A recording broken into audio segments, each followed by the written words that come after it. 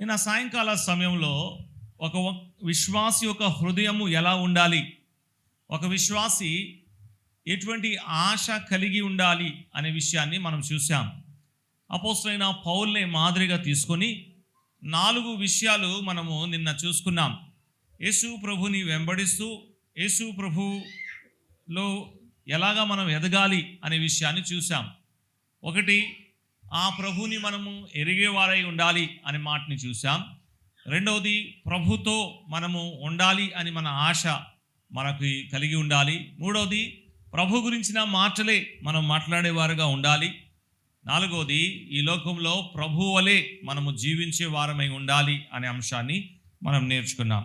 అలాగైతే ఈ ఉదయకాల సమయంలో దేవుని వాక్యము నుంచి దేవుడు మనతో ఎలా వ్యవహరిస్తాడు, లేకపోతే ఎలా వ్యవహరించాడు అనే అంశాన్ని మనము క్లుప్తంగా కలిసి ధ్యానించబోతున్నాం. How God deals with us, దేవుడు మనతో ఎలాగా వ్యవహరిస్తాడు, లేకపోతే how God dealt with us, దేవుడు మనతో ఎలాగా వ్యవహరించాడు. విశ్వాసిగా ఈ విషయాలు తెలుసుకోవడము మనకి చాలా చాలా అవసరము. ఎందుకంటే మనము ఆయన మన పట్ల చేసిన కార్యాన్ని జ్ఞాపకం చేసుకొని ఎల్లప్పుడూ ఆయన్ని స్తుతించే బద్దులై ఉన్నాం. అలాగైతే ఆయన నా కొరకై చేసిన కార్యం ఏంటి నేను తెలుసుకోవాలి కదా. దేవుడు నాతో ఎలా వ్యవహరించాడు అనే విషయాన్ని నేను ఎంత తెలుసుకుంటానో అంత అధికంగా ఆ దేవుణ్ణి నేను స్తుతించగలను, ఆయన నామాన్ని కీర్తించగలను.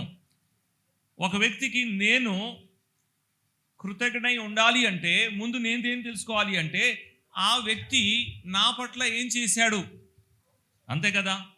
ఇప్పుడు దారిపోయే వారందరికీ మనం థ్యాంక్స్ చెప్పము కదా. ఎవరైతే విశేషంగా మన పట్ల ఏదైనా చిన్నదో లేకపోతే పెద్దదో ఏదైనా మేలు మనకి చేసుంటే దాన్ని బట్టి మనం వారికి మన కృతజ్ఞతా భావాన్ని తెలియపరుస్తాం. అలాగైతే విశ్వాసులుగా మనం నేర్చుకోవాల్సిన అంశం ఏంటి అంటే దేవుడు నాతో ఎలా వ్యవహరించాడు, లేకపోతే ఎలా వ్యవహరిస్తున్నాడు అనే విషయాన్ని మనం తెలుసుకోవాలి. అది మన విషయము, మన అంశము. అగైన్ నిన్న చూసుకున్నట్లు అపోస్తలుడైన పౌలునే మనం మాదిరిగా తీసుకుంటున్నాం. పౌలు చాలా విషయాల్లో మాదిరి అని మనం చూసాం కదా. ఈ విషయం కూడా పౌలు జీవితం నుంచి మనం నేర్చుకోవడానికి ప్రయత్నిస్తాం. ఎందుకు పౌలుని తీసుకుంటున్నామంటే పౌలు ఒక మాదిరి చూపెడుతున్నాడు. పౌలు సేవా విధానము, పౌలు జీవిత విధానము, పౌలు ఒక ఉపదేశము, పౌలు ఒక పరిచర్య, ఇవన్నీ కూడా మనకి మాదిరి. కాబట్టి పౌలుతో ప్రభు ఎలా ప్రవర్తించాడు లేకపోతే ఎలా వ్యవహరించాడో ఆ విషయాలు గమనిస్తూ అపోస్తలుడైన పౌలు గురించి నేర్చుకుంటున్నాం. అదే సమయంలో దేవుడు నాతో వ్యక్తిగతంగా ఎలా వ్యవహరించాడు అనే విషయాన్ని కూడా మనం నేర్చుకుంటున్నాం. ఇంత ఉపోద్ఘాతంలో సరిపోతుంది, అర్థమైందని నేను అనుకుంటున్నాను. మన విషయం ఏంటి అంటే దేవుడు నాతో ఎలా వ్యవహరించాడు, ఎలా వ్యవహరిస్తున్నాడు. అపోస్తలుడైన పౌలు జీవితాన్ని మనము మాదిరిగా పెట్టుకున్నాము. పౌలు జీవితాన్ని చూస్తూ దేవుడు పౌలుతో ఎలా వ్యవహరించాడో అలాగనే దేవుడు నాతో కూడా వ్యవహరించాడు అనే విషయాన్ని మనము గమనించాలి. అలాగైతే ఈ ధ్యానాన్ని మనము ప్రారంభించుకుందాం. పౌలు గలతీయులకు రాసిన పత్రిక 1వ అధ్యాయం 15వ వచనాన్ని మనం చదువుకుందాం. గలాటియన్స్ చాప్టర్ 1:15. పౌలు గలతీయులకు రాసిన పత్రిక 1వ అధ్యాయం 15వ వచనంలో పౌలు తన గురించి ఈ మాటలను చెప్తున్నాడు. చూడండి. అయినను తల్లి గర్భమునందు పడినది మొదలుకొని, తల్లి గర్భమునందు పడిన మొదలుకొని నన్ను ప్రత్యేకపరిచి తన కృపచేత నన్ను పిలిచిన దేవుడు నేను అక్కడ ఆగుదాం. పౌలు దేవుడు తనతో ఎలా వ్యవహరించాడో చెప్తున్నాడు. How God dealt with Paul. ఇక్కడ పౌలు తన గురించి మాట్లాడుతూ ఏమన్నాడు అంటే దేవుడు నన్ను ప్రత్యేకపరిచాడు, గాడ్ సపరేటెడ్ మీ అంటున్నాడు. అంత మాత్రమే కాకుండా దేవుడు నన్ను పిలిచాడు అంటున్నాడు. గాడ్ కాల్డ్ మీ అన్నాడు. God separated me and God called me అంటున్నాడు.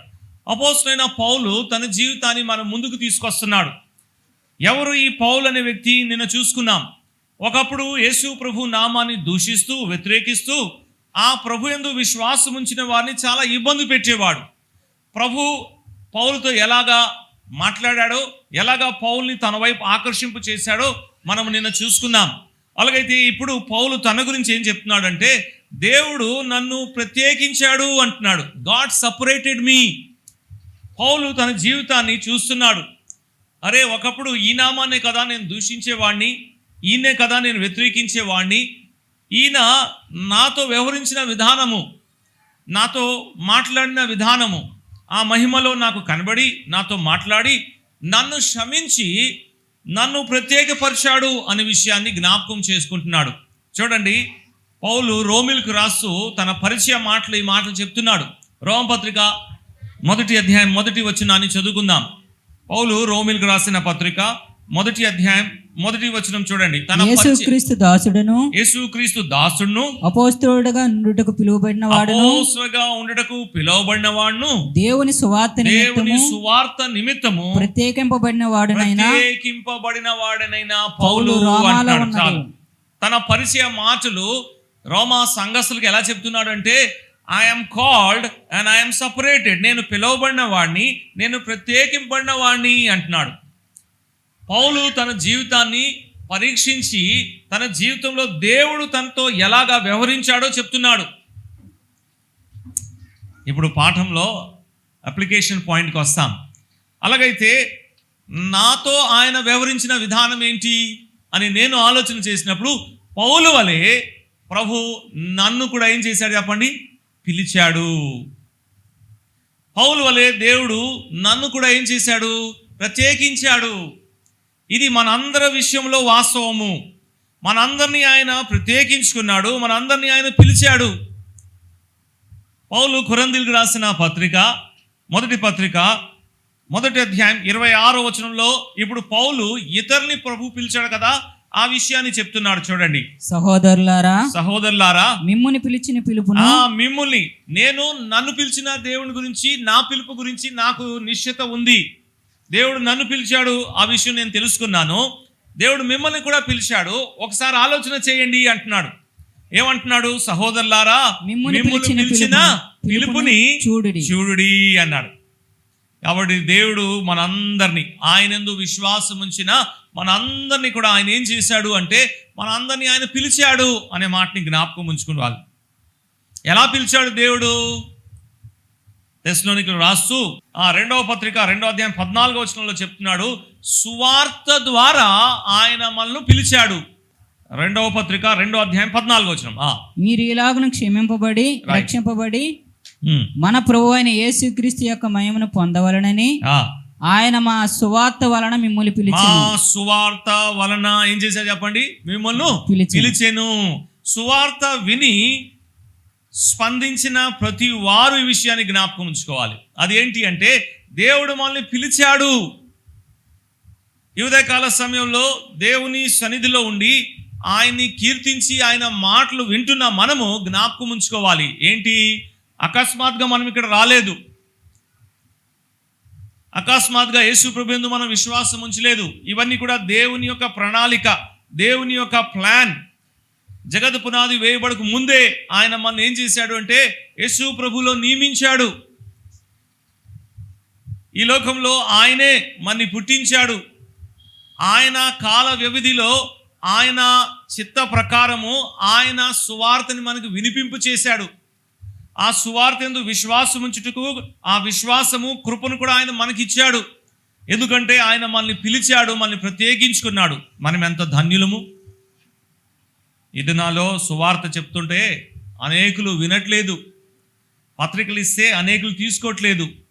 వాళ్ళని చూసినప్పుడు నేను అనుకుంటాను, నేను కూడా అలాగే చేసి ఉంటే ఎన్నటికీ యేసు ప్రభువుని తెలుసుకునేవాడిని కాదేమో. కానీ ప్రభు చిత్తము అదేంటి అంటే, ఆయన ప్రత్యేకించుకున్నాడు. ఎప్పుడు ప్రత్యేకించుకున్నాడు? పౌలు ఏమంటున్నాడు తన గురించి? ఎప్పుడు ప్రత్యేకించుకున్నాడు? ఒక మాట చెప్తున్నాడు, నా తల్లి గర్భంలో పడినా నీ మొదలుకొని అన్నాడు. వాస్తవంగా పౌలు రాసిన పత్రికలో, పౌలు రాసిన మొట్టమొదటి పత్రిక గలతీ పత్రిక. దాని తర్వాత మిగతా పత్రికలు రాశాడు. అయితే పౌలు ఇంకా ధ్యానిస్తుండగా నిన్న చూసుకున్నాం కదా, పౌలు ఆశ ప్రభు గురించి తెలియాలి, ప్రభుతో సమయాన్ని గడపాలి, ప్రభు గురించి మాట్లాడాలి, ప్రభు వలె జీవించాలి అని యాష్తో పౌలు ప్రభుతో వెళ్తుండగా ఇంకేం తెలుసుకున్నాడు తెలుసా? ఎఫెసీయులకు రాస్తూ చెప్తున్నాడు. ఏమని చెప్తున్నాడు? అసలు తల్లి గర్భంలో పడిన మొదలుకొని కాదు, జగత్ పునాది వేయబడకు ముందే అన్నాడు కదండి.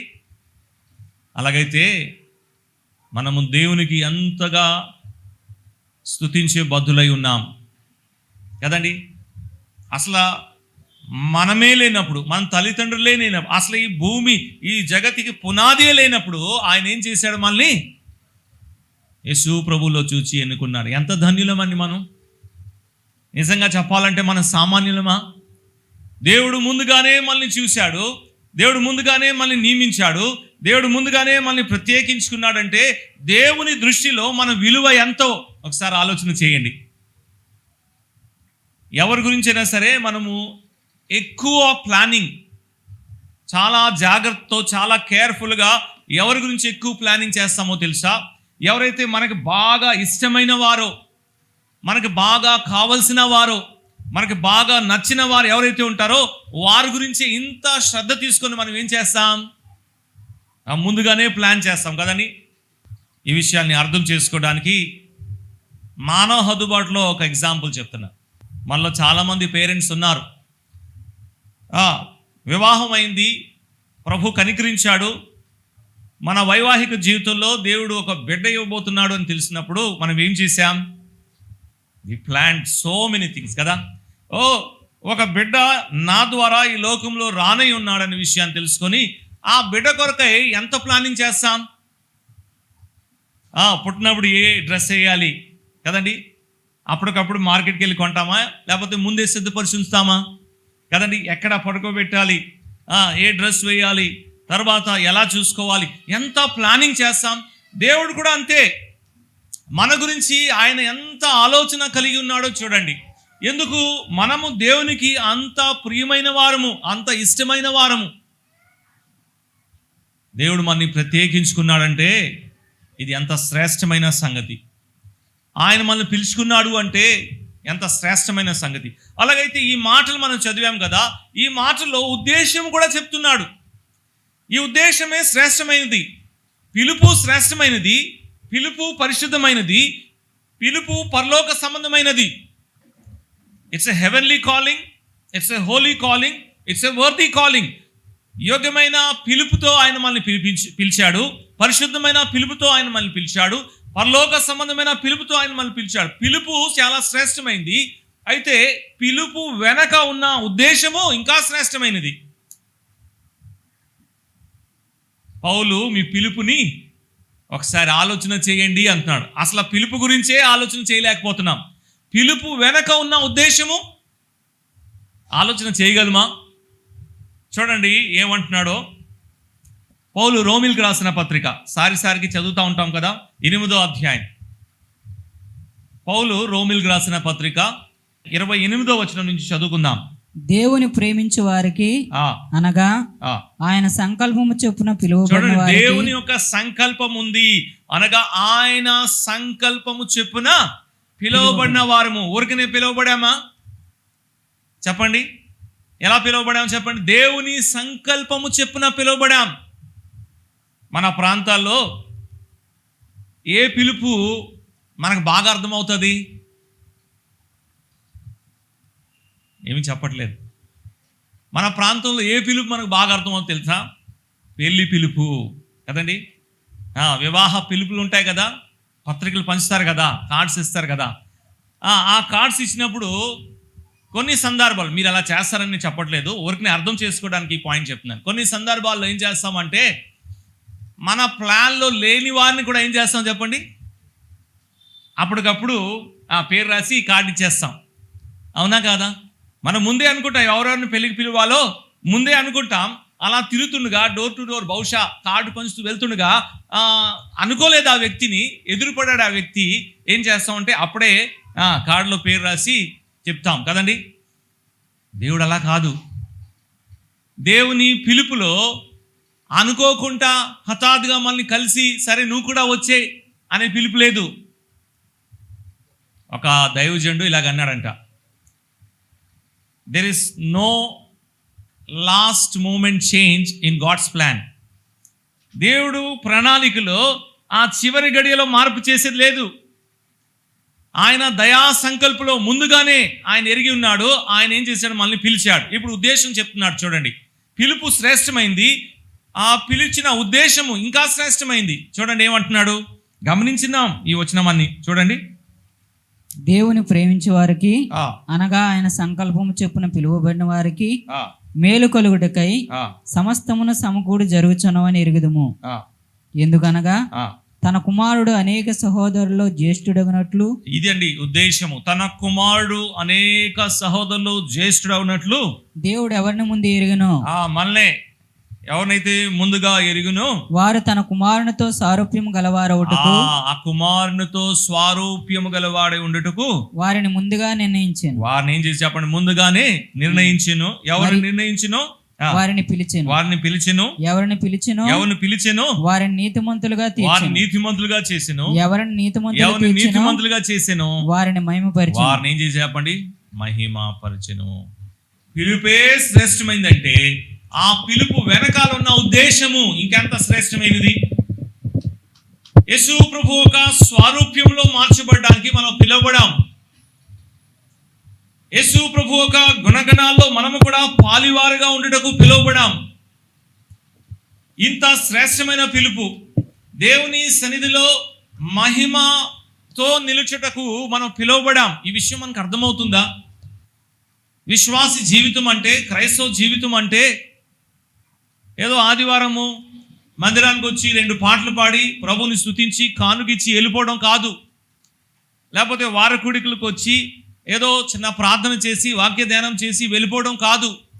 అసలు క్రైస్తవ జీవితం ఒక ఉన్నతమైన స్థాయిని పౌలు చెప్తున్నాడు. అదేంటి అంటే దేవుని ఎదుట మహిమలో మనం నించుంటాం. మళ్ళీ మహిమ పరచుటకు. అసలు మనం మహిమ గల వారమేనా? అసలు ఆ దేవుడు ఒక్కడే మహిమ గలవాడు. పాపమును బట్టి ఆ మహిమను పోగొట్టుకున్నాం అంటున్నాడు కదా.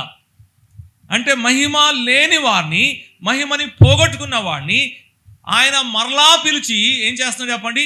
మహిమ ఏంటి? మహిమ చాలాసార్లు ఈ మాటలు వింటున్నప్పుడు అనుకుంటాం దేవుడు మనల్ని మహిమపరుస్తున్నాడు అంటే మనం కూడా మెరిసిపోతూ ఉంటామని. ఈ మహిమ ఏంటి అంటే ఆయన కుమారుని యొక్క స్వారూప్యంలో ఈ భవానీ శంకర్ అనే వ్యక్తి ఉండడమే ఈ భవానీ శంకర్ అనే వ్యక్తికి మహిమ. అలాగా మీ పేరు పెట్టుకోండి. ఏంటి మహిమ అంటే యేసు ప్రభు వలె మనం ఉండడమే మనకు మహిమ. ఈ విషయం అర్థమైందమ్మా? మహిమ అంటే మనం ఏదో తెల్లని వస్త్రం వేసుకొని ప్రకాశంగా ఇలాగా వెలిగిపోతూ ఉంటామని కాదు. మహిమ అంటే ఇదిగో సామాన్యమైన ఒక వ్యక్తి యేసు ప్రభు ఒక స్వారూప్యంలో దేవుని ఎదుట కనబడితే ఆ వ్యక్తికి అదే మహిమ. అంతే కదా? అర్థం అవ్వలేదు కదా? ఒక సామాన్యమైన వ్యక్తి రోడ్లో వెళ్తుండగా జిల్లా కలెక్టర్ పిలిచి, నువ్వు నా స్నేహితుడిగా ఉండు, ఇవాళ నుంచి మన ఇద్దరం స్నేహితులు అని తన ఆఫీస్లో తన పక్కన ఒక చైర్ ఇచ్చి కూర్చుంటే అదే మహిమ ఆయనకి కదండి. అతనేం కలెక్టర్ ఏం కాదు, అంత చదువుకోలేదు, అంత జ్ఞానం కూడా లేదు. కలెక్టరే పిలిచాడు, స్నేహం చేశాడు, ఇవాళ నుంచి మన ఇద్దరం ఫ్రెండ్స్ అన్నాడు. తన ఆఫీస్లో తన పక్కన ఒక చైర్ వేసి ఇక్కడ నువ్వు కూర్చో అన్నాడు. ఆ వ్యక్తికి ఏంటది? మన భాషలో సన్మానము, ఘనత ఇవన్నీ అంటాం, కానీ అదే ఆ వ్యక్తికి మహిమ. కలెక్టర్తో సమానుడిగా ఉండడమే ఆ వ్యక్తికి మహిమ. అలాగైతే సామాన్యమైన ఒక మనిషి యేసు ప్రభువునందు విశ్వాసం ఉంచడం ద్వారా ఇదిగో ఈ పిలుపులో పాలివాడవుతున్నాడు. యేసు ప్రభు ఒక గుణగణాల్లో పాలివాడవుతున్నాడు. ఆయన స్వారూప్యంలో మార్చబడి ఆ స్వారూప్యంలో దేవుని ఎదుట కనబడితే అదేంటి? ఆయనకి మహిమ. అది మానవుడు పాపం చేసి ఏం పోగొట్టుకున్నాడు? చెప్పండి? దేవుని మహిమను పోగొట్టుకున్నాడు. దేవుని మహిమను పోగొట్టుకోగానే మానవుడు ఏమైపోయాడు? మహిమ లేనివాడుగా మానవుడు ఎలా ఉన్నాడో అలాగే కనబడుతున్నాడు. ఇలా అర్థం చేసుకోవడానికి చెప్తున్నాను. ఎప్పటివరకైతే ఆదాము పాపము చేయలేదో ఆదాము దేవుని స్వరూప్యంలో కనబడుతున్నాడు. దేవుడు ఆదాముని చూసినప్పుడు ఆదాము దేవుని స్వరూప్యంలో కనబడుతున్నాడు. అదే ఆదాము మహిమ. ఎప్పుడైతే పాపము చేశాడో ఆ మహిమ పోయింది. ఇప్పుడు ఆదాము ఎలా కనబడుతున్నాడు? తన దృష్టిని చూసుకున్నాడు. ఎలా కనబడుతున్నాడు? దిగంబరుగా కనబడుతున్నాడు కదండి. అందుకే దాక్కుని పోయాడు. దేవుడు మనల్ని పిలిచిన ఉద్దేశం ఎంత శ్రేష్టమైంది. దీన్ని ఎలా అర్థం చేసుకోవాలి మనం? నన్ను ఆయన ముందుగానే ఎరిగి ముందుగానే నియమించి ఆయన సంకల్పంలో ఆయన మనల్ని పిలిచాడు, మన అందరినీ పిలిచాడు. యేసు ప్రభువునందు విశ్వాసం ఉంచిన మన అందరము కూడా పిలువబడిన వారమే. పిలవడమే మాత్రమే కాకుండా ఇంకో పదం చెప్తున్నాడు, ప్రత్యేకపరుచుకున్నాడు అంటున్నాడు. సెట్ అపార్ట్ అన్నాడు ఇంగ్లీష్లో. అంటే ఆయనకి సొత్తుగా చేసుకున్నాడు. ఈ విషయాలు మనం ధ్యానిస్తుండగా మన హృదయంలో దేవుని పట్ల ఎంత కృతజ్ఞ భావం రావాలో. సువార్త ద్వారా ఆయన మనల్ని పిలిచాడు కదండి. ఎక్కడి నుంచి వచ్చింది సువార్త? ఏంటి సువార్త?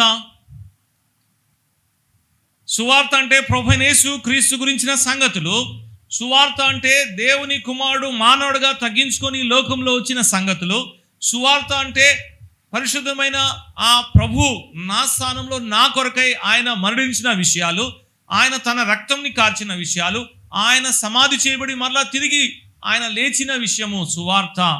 అంటే సువార్త అనగా యేసు ప్రభు గురించిన సంగతులు.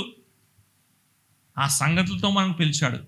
మనం పిలవాలి అంటే ఆ ప్రభు తను తాను తగ్గించుకొని ఈ లోకంలో రావాలి. ఇదిగో వచ్చాడు. మనని పిలవాలి అంటే, మనల్ని ప్రత్యేకపరచుకోవాలంటే, ఇదిగో ఆ ప్రభు మన స్థానంలో మనకు బదులుగా మరణించాలి. ఇదిగో మరణించాడు. మరణించిన ఆ ప్రభు మరలా తిరిగి లేవాలి. ఇదిగో తిరిగి లేచాడు. తిరిగి లేచిన ఆ ప్రభు మరలా ఎక్కడ ఉండాలి? తండ్రి కుడిపార్శ్వలో ఉండి మన కొరకే విజ్ఞాపన చేయాలి. ఇదిగో చేస్తున్నాడు. అలా మనల్ని పిలిచాడండి. అలా మనల్ని ప్రత్యేకపరుచుకున్నాడు. మనం ఎంత ధన్యులమో, మనం ఎంత శ్రేష్ఠులమో, అసలు మన భాగ్యం ఎంత గొప్పది. ఏమాత్రమైనా ఈ విషయాన్ని మనం పట్టించుకుంటున్నామా? మన మాటల్లో కానీ, మన ప్రవర్తనలో కానీ, మన జీవితంలో కానీ ఈ కృతజ్ఞతా భావం కనబడుతుందా?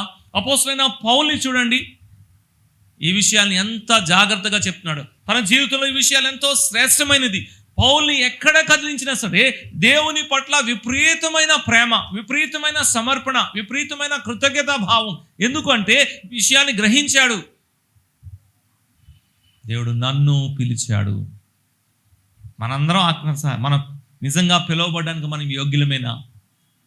పూర్వము హానికరును, దూషకుడును, హింసకుడును అంటున్నాడా లేదా? అయినా దేవుడు నన్ను పిలిచాడు, నన్ను ప్రత్యేకపరిచాడు. దేవుని కొరకై నన్ను సెట్ అపార్ట్. ఆయన తన కొరకై నన్ను ఏం చేశాడంటే ప్రత్యేకపరుచుకున్నాడు. ఇంకేం కావాలో మనకి? ఇంత ఉన్నా సరే ఇంకా ఏదో చేయలేదు దేవుడు నాకు, అంతేనా? ఎంత చేసినా, ఇంత శ్రేష్టమైన సంగతులు మన పిలుపు వెనకున్నా మన మనసు ఎలా ఉన్నాయి చెప్పండి? దేవుడు ఇంకా నాకేది చేయలేదు, ఇంకా ఇల్లు కట్టలేదు, ఇంకా వివాహం జరిపించలేదు, ఇంకా ఉద్యోగం ఇవ్వలేదు, ఇవే కదా. ఎంత చేశాడు? పరలోకంలో ఆయనతో పాటు సమానమైన స్థానం మనకి ఇస్తున్నాడు. యేసు ప్రభుతో ఆ సమానమైన స్థానం అనగా క్రీస్తుతో మనము కూడా కో-హెడ్స్, జాయింట్ హెడ్స్ అంటున్నాడు. యేసు ప్రభు ఒక పోలిక మనలో వస్తుంది కదండి. మనకి అర్థం అవడానికి ఈ మాట చెప్తున్నాను. ఇది బాగా అర్థమవుతుందేమో అనుకుంటున్నాను. మన దేశంలో తాజ్మహల్ ఉంది కదా, దాని గురించి చాలా కథలు చెప్తూ ఉంటారు. దాంట్లో ఒక కథ మీరు కూడా విని ఉంటారు, స్కూల్లో హిస్టరీ చదువుతాం కదా. తాజ్మహల్ కట్టించబడినప్పుడు అది చాలా అందంగా, ప్రపంచంలో అసలు తాజ్మహల్ లాంటిది ఇంకెక్కడ లేదు.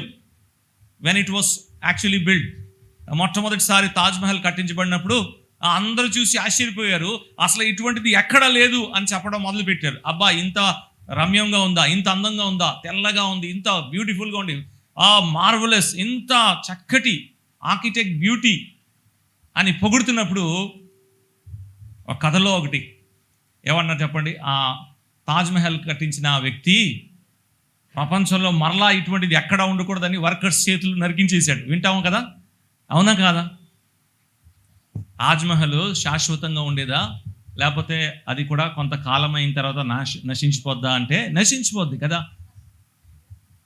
అదొక వ్యక్తియా అంటే కాదు, అదొక వస్తువు. ఒక వస్తువే ఇంత రమ్యంగా ఇంత అందంగా ఉండాలని తన ఓనరు అనగా తాజ్మహల్ని కట్టించిన వ్యక్తియే ఇటువంటిది మరలా ఎక్కడా ఉండకూడదని ఆ పని చేసి దాన్ని కట్టిన వర్కర్స్ చేతులు నరికేస్తే నేను ఒక ప్రశ్న అడుగుతాను. విశ్వాసులైన మనము దీనికి సమాధానం చెప్పగలము, చెప్పాలి కూడా. యేసు ప్రభు లాంటి వారు ఈ ప్రపంచంలో ఈ విశ్వంలో ఎవరైనా ఉన్నారా? చెప్పండి ఒకసారి. మా యేసు ప్రభు లాంటి వారు ఎవరైనా ఈ ప్రపంచంలో ఈ విశ్వంలో ఎవరైనా ఉన్నారా? ఆయన ఔన్నత్యము, ఆయన మహిమ, ఆయన ఎంత ఘనుడో మనం వివరించలేము కదా. సమీపింపురాని వెలుగులో ఉన్నవాడు, అతి ఉన్నతుడు, శ్రేష్ఠుడు.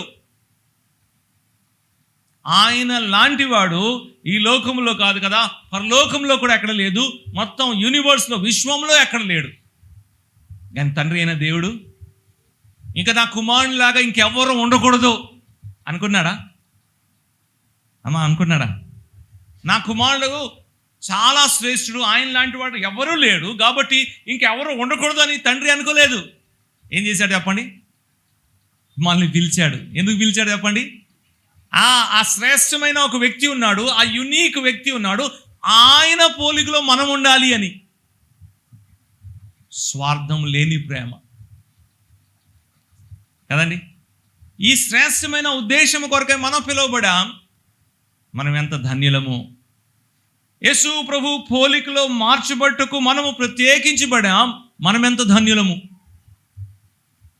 తండ్రి యొక్క కోరిక ఏంటంటే నా కుమారుని వల్ల ఎవరు ఉండకూడదు కాదు ఆయన కోరిక. ఆయన కోరిక ఏంటంటే ఈ లోకంలో ఉన్న ప్రతి వ్యక్తి కూడా ఆయన వలె ఉండాలి. ఇదండి మన పిలుపు వెనక ఉన్న ఉద్దేశము. ఆ ప్రభు స్వారూప్యంలో మార్చబట్టుకు ఆయన చేసిన కార్యం ప్రస్తుతంలో గమనించగలమా? లేఖనాన్ని ఆయన మనకి ఇచ్చాడు, పరిశుద్ధాత్మని మనలో ఉంచాడు, సంఘ సహవాసం మనకిచ్చాడు, ఇంకా అనేకమైన వనరులు ఇచ్చి దినదినము యేసు ప్రభు యందు విశ్వాసం ఉంచిన ఒక వ్యక్తి యేసు ప్రభు స్వారూప్యంలో మార్చబడాలని ఆయన చేస్తున్న పని. ఆ పనికి తగినట్లుగా మనం జీవిస్తున్నామా, లేకపోతే ఆ పనిని వృధాపరుస్తున్నామా? తండ్రి ఏమో అంత ఉన్నతమైన ఉద్దేశంతో మనకు పిలిచాడు. ఆయన అంత శ్రేష్టమైన కార్యము మనలో జరిపిస్తుంటే ఆ కార్యాన్ని ఏమాత్రము పట్టించుకుంటా నేను నా ఇష్టానుసారంగా జీవిస్తాను అంటే దాని అర్థం ఏంటి? నేను నాలాగానే ఉంటాను అంతే. నాకు నచ్చింది నేను చేస్తాను, నాకు తోచింది నేను చెప్తాను, నేను నా వలే ఉంటాను అంటే అది మహిమ కాదు, అది అవమానము. అందుకే ఎవరైతే ఇటువంటి వైఖరితో ఉంటారో వాళ్ళ జీవితాన్ని మీరు చూడండి. నేను నా ఇష్టానుసారంగా జీవిస్తాను అన్న వారిని చూడండి. నా నిర్ణయాలు నేనే తీసుకుంటాను, నా జీవితాన్ని నేనే నా ఇష్టానుసారంగా జీవిస్తాను అన్న వారి జీవితాన్ని మీరు చూడండి. అవమానంతో నిండి ఉంటుంది, సిగ్గుతో నిండి ఉంటుంది, అపజయాలతో నిండి ఉంటుంది. ఎందుకంటే అది దేవుని చిత్తము కాదు. దేవుని చిత్తము ఆయన కుమారుని యొక్క స్వారూప్యంలో మనం మార్చబడాలి. అది దేవుని చిత్తం. ఆ కుమారుని యొక్క గుణగణాలు నాలో కూడా ఉండాలి, అది దేవుని చిత్తం. అందుకే నన్ను పిలిచాడు. కాబట్టి పౌలు ఏం చెప్తున్నాడంటే దేవుడు మనందరినీ ఒక ఉన్నతమైన ఉద్దేశం కొరకై ప్రత్యేకించుకున్నాడు. అది ఈ విషయాన్ని మనం గ్రహిస్తే దేవుని పట్ల కృతజ్ఞతా భావం పెరగాలి, దేవుని పట్ల ప్రేమ పెరగాలి, దేవుని పట్ల సమర్పణ పెరగాలి, దేవుని పట్ల మన ఆలోచన విధానము మారాలి. అందుకే ఈ విషయాన్ని చూస్తున్నాం. కాబట్టి దేవుడు మనల్ని ప్రత్యేకపరుచుకున్నాడు. ఎప్పుడు అంటే జగత్తు పునాదికి వేయబడక ముందే. హఠాత్గా కాదు, ఏదో లాస్ట్ మినిట్లో ఆలోచించి కాదు, ఆయన ముందుగానే మనల్ని ఏం చేశాడు? నియమించాడు. ఒకటి. ఇప్పుడు రెండవది, పౌలు తిమోతికి రాసిన మొదటి పత్రిక 1వ అధ్యాయంలోనే 12వ వచనం చూడండి. దేవుడు మనతో ఎలా వ్యవహరిస్తున్నాడో ఆ విషయాన్ని చూస్తున్నాం. పూర్వం దోషకుడును హింసకుడును ఆ, హానికరుడునైన నన్ను ఆ, తన పరిచర్య నియమించి ఆ. నమ్మకమైన వానగా నమ్మకమైన వానిగా ఎంచిన గాడ్ కౌంటెడ్ మీ ఫెయిత్ఫుల్ అంటున్నాడు. పౌలు తన జీవితం గురించి మాట్లాడుతూ మరొక విషయం చెప్తున్నాడు. అదేంటి అంటే, దేవుడు నన్ను నమ్మకమైన వాడుగా ఎంచాడు. God counted me faithful. This is how God is dealing with Paul. పౌల్తో దేవుడు వ్యవహరిస్తున్న విధానము. ఒకటి, పౌల్ని ప్రత్యేకించుకున్నాడు, పౌల్ని పిలిచాడు, అలాగే పౌల్ని నమ్మకమైన వాడుగా ఎంచుకున్నాడు. గాడ్ కౌంటెడ్ హిమ్ ఫెయిత్ఫుల్ అంటున్నాడు కదా. నమ్మకమైన వాడుగా ఎంచుకొని ఏం చేశాడు? ఆ పరిచర్యలో ఉంచాడు అంటున్నాడు. God counted me faithful and putting me in to the ministry అన్నాడు. పరిచర్యలో ఉంచాడు, నమ్మకమైన వారుగా ఎంచుకొని ఏం చేశాడు చెప్పండి? పరిచర్య ఇచ్చాడు. ఈ విషయాన్ని మనము మన జీవితంలో అప్లై చేస్తే, రెండవది, దేవుడు మనల్ని కూడా ఏం చేశాడు అంటే నమ్మకమైన వాడుగా ఎంచుకున్నాడు. గాడ్ కౌంటెడ్ అస్ ఫెయిత్ఫుల్. దేవుడు మనని నమ్మకమైన వాడుగా ఎంచుకొని దేవుడు మనకి కూడా కొన్ని బాధ్యతలు ఇచ్చాడు. ఈ విషయాన్ని మనందరం కూడా జ్ఞాపకం ఉంచుకోవాలి. ప్రత్యేకించుకున్నాడు, పిలిచాడు, ఆ ఉద్దేశం చూసాం. రెండవది, ఆయన ఎలా వ్యవహరిస్తున్నాడంటే, ఇప్పుడు యేసు ప్రభు యందు విశ్వాసం ఉంచి ఆయన్ని వెంబడిస్తున్నాం కదా, ఆయన మనని నమ్మకమైన వాడుగా ఎంచుకొని కొన్ని బాధ్యతలు ఇస్తున్నాడు, పరిచర్య ఇస్తున్నాడు. నమ్మకమైన వారుగా ఎంచి ఇచ్చాడంటే దాని అర్థం ఏంటి? నేను ఎప్పటికీ కూడా ఎలా ఉండాలి? నమ్మకమైన వాడుగానే ఉండాలి. అదే కదా అర్థం. కేవలము పొందేంత వరకు నమ్మకత్వం కాదు, పొందిన తర్వాత కూడా ఈ నమ్మకత్వం ఏమవ్వాలి? కొనసాగించబడాలి, కనబడాలి. ఈ విషయాన్ని జ్ఞాపకం ఉంచుకుందాం. దేవుడు నమ్మకమైన వాడుగా ఎంచుకొని బహుశా సంఘ పెద్దగా చేశాడేమో, ఆ బాధ్యత ఇచ్చాడేమో. ఎంత నమ్మకంగా కొనసాగుతున్నాం, ఆ పనిని ఎంత నమ్మకంగా చేస్తున్నాం. దేవుడు నమ్మకమైన వారుగా ఎంచుకొని సువార్థికుడిగా చేశాడేమో, బోధకుడిగా చేశాడేమో. ఎంత నమ్మకంగా ఆ పనిని చేస్తున్నాం. దేవుడు నమ్మకమైన వారుగా ఎంచుకొని మనకి బిడ్డలు ఇచ్చాడేమో, ఎంత నమ్మకంగా వారిని పెంచుతున్నాం. దేవుడు నమ్మకమైన వారుగా ఎంచుకొని మనకి ఉద్యోగం ఇచ్చాడేమో, మనం ఎంత నమ్మకంగా పనిని చేస్తున్నాం. దేవుడు నమ్మకమైన వారుగా ఎంచుకొని దేవుడు మనకి గృహం ఇచ్చాడేమో, దేవుని కొరకు ఎంత వాడుతున్నాం. ధనం ఇచ్చాడేమో, ఆరోగ్యం ఇచ్చాడేమో. నమ్మకమైన వారుగా ఎంచుకొని దేవుడు మనకు అప్పగించిన విషయాల్ని దేవుని కొరకై మనం ఎలా వాడుతున్నాం, దేవుని కొరకై మనం ఎంత నమ్మకంగా ఉంటున్నాం. చూడండి ఒకసారి కొరింథీయులకు రాస్తూ పౌలు అంటున్నాడు. ఈ విషయాలు బాగా అర్థమయ్యాయి పౌలుకి. 4వ అధ్యాయం 1వ వచనం చదువుతాం. పౌలు కొరింథీయులకు రాసిన మొదటి పత్రిక 4:1 చదువుతాం. చూడండి. ఏలాగున క్రీస్తు సేవకులమనియు దేవుని మర్మముల విషయములో గృహ నిర్వాహకులమనియు ప్రతి మనుష్యుడు మమ్మను భావింపవలెను. మరియు గృహ నిర్వాహకులలో స్టివర్డ్స్ గురించి చెప్తున్నాడు. గృహ నిర్వాహకుల్లో ప్రతివాడును నమ్మకమైన వాడై ఉండుట అవశ్యము. దేవుడు నమ్మకమైన వాడుగా ఎన్నుకున్నాడు, బాధ్యతలు ఇచ్చాడు, పరిచర్య ఇచ్చాడు, చాలా విషయాలు ఇచ్చాడు. ఇప్పుడు మనం ఎలా ఉండాలి చెప్పండి? నమ్మకమైన వాడుగా ఉండాలి. మరి ఎంత నమ్మకంగా ఉంటున్నాం? చాలామంది పొందే అంతవరకు నమ్మకంగా ఉంటాం, దాని తర్వాత దాన్ని పక్కన పెట్టేస్తాం కదండి. జాగ్రత్త. ఇక్కడ ఒక మాట చెప్తున్నాను.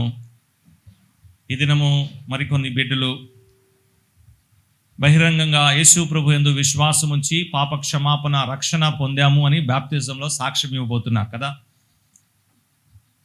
అయితే మీరు అలా చేస్తారని అనట్లేదు. నాటి దినం మీతో మాట్లాడాను, ఆనందం కలిగింది.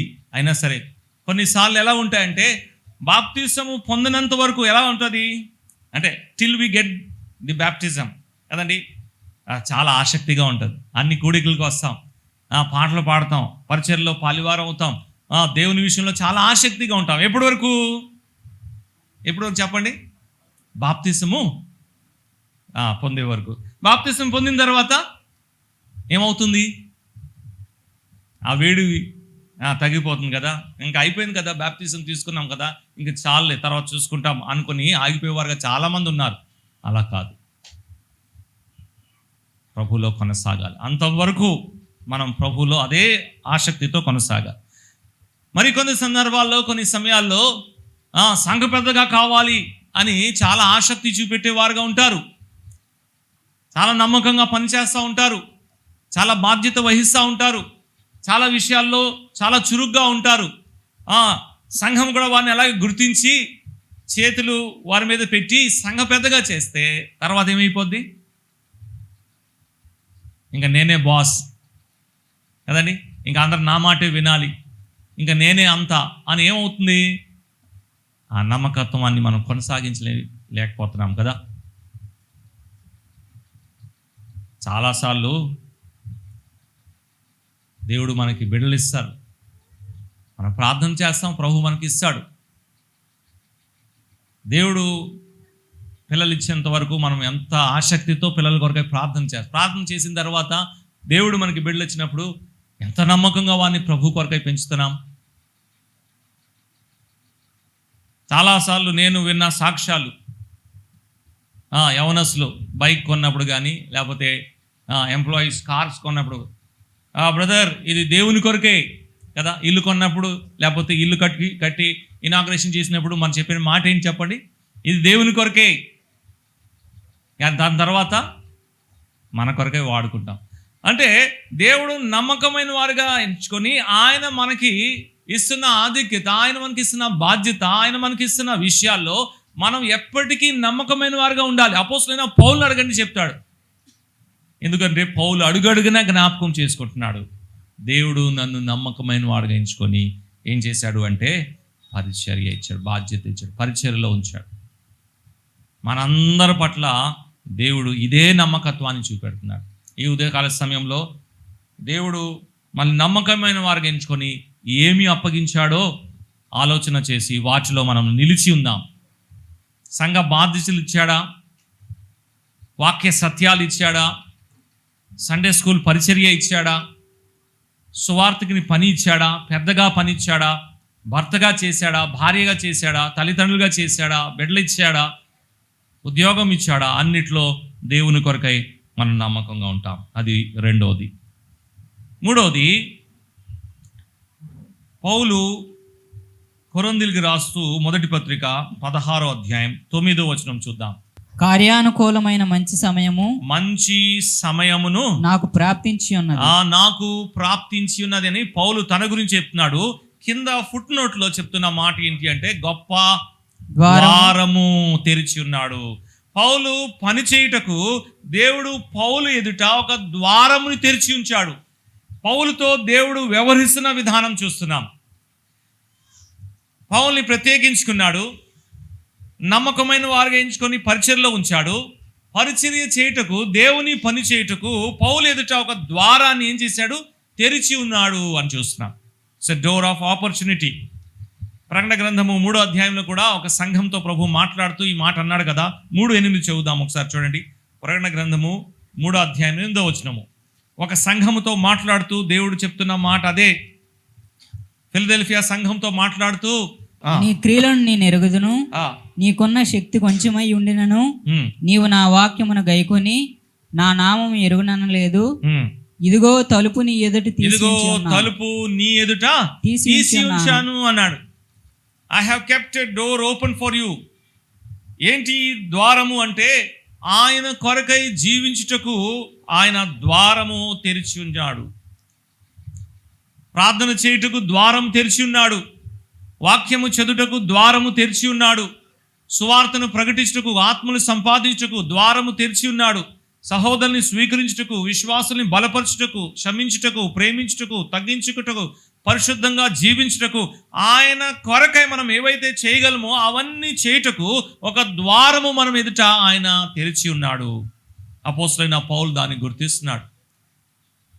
దేవుడు నాకు గొప్ప సమయం ఇచ్చాడు, గొప్ప అవకాశం ఇచ్చాడు, నా ఎదుట ఒక ద్వారము తెరిచి ఉన్నాడు. కాబట్టి ఇప్పుడు నేను వెళ్ళి సువార్తను ప్రకటించగలను, నేను వారిని బలపరచగలను, ఆత్మను సంపాదించగలను, సంఘాలని స్థాపించగలను, నేను కూడా వ్యక్తిగతంగా ప్రార్థన వాక్యంలో ఉండగలను, పరిశుద్ధంగా జీవించగలను, నా భక్తి విశ్వాసాన్ని కాపాడగలను. దేవుడు నా ఎదుట ఒక ద్వారమును తెరిచి ఉన్నాడు. గమనిస్తున్నామా? మన ఎదుట కూడా, మన కొరకై కూడా దేవుడు ద్వారము తెరిచి ఉన్నాడు. ఆయన కొరకై జీవించుటకు ద్వారము తెరిచి ఉన్నాడు. అందుకే కొన్ని తర్జుమాలో సమయము అన్నాడు కదా. సమయం ఇస్తున్నాడు మనకి ప్రార్థన చేయుటకు, భక్తిగా జీవించుటకు, పరిశుద్ధంగా ఉండుటకు కదండి, ఒకరినొకరు బలపరచుటకు, ప్రోత్సహించుటకు ద్వారము తెరిచున్నాడు. ఏం చేస్తాం? అపోస్తలుడైన పౌలు ఏం చేశాడు? ద్వారం తెరిచిగా ఉంది కదా, తర్వాత చూసుకుంటాంలే అనలేదు. ఆ సమయాన్ని చక్కగా సద్వినియోగం చేసుకున్నాడు. అందుకే ఎఫెసీ పత్రికలో రాస్తూ అంటున్నాడు, దినములు చెడ్డి గనుక సమయమును పోనివ్వక సమయం ఏం చేయాలి? సద్వినియోగము చేసుకోండి అంటున్నాడు. 3 విషయాలు పౌలుతో దేవుడు వ్యవహరించిన విధానం మనతో కూడా అలాగే వ్యవహరిస్తున్నాడు. కాబట్టి మన జీవితాన్ని ప్రభు దగ్గర తీసుకొచ్చి పరీక్షించుకుందాం. ప్రభువా, నన్ను ప్రత్యేకించావు, నన్ను పిలిచావు, నన్ను నమ్మకమైన వారుగా ఎంచుకొని బాధ్యతలు అప్పగించావు, నీ కొరకై పని చేయుటకు ద్వారము తెరిచి ఉన్నావు. వీటిని నేను ఎలాగా సద్వినియోగం చేసుకోవాలో, ఎలా నీ కొరకై జీవించాలి, ఎలా నీ కొరకై ఫలించాలి, ఎలా ఇంకా ఈ విషయాన్ని గ్రహించాలని ప్రభు దగ్గరికి అడిగి ఈ విషయంలో ప్రభుని ఎంతగానో స్తుతిస్తాం.